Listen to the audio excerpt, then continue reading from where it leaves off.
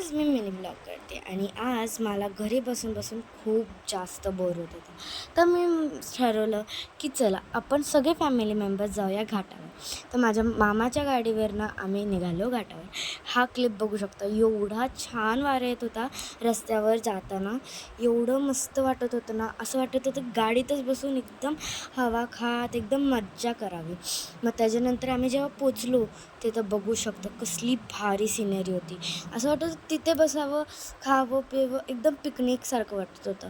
माझी सगळी फॅमिली होती आणि मला तर तिथे एवढी थंडी वाजत होती कारण की एवढा जास्त हवा सुटत होती आणि असं पूर्ण सातारा दिसत होता. असं एकदम मस्त वाटत होतं. मग त्याच्यानंतर मी थोडे क्लिप्स घेतले, जसं आपण तुम्ही बघू शकता. एवढं छान वाटत होतं माहिती आहे का, खूप मस्त असे चारी बाजूने ग्रीनरी आणि डोंगरं होती. हे बघा एवढं मस्त वाटत होतं, कसलं भारी दिसतं बघा, सगळं सातारा दिसतं, सगळी घरं आणि ते सगळं.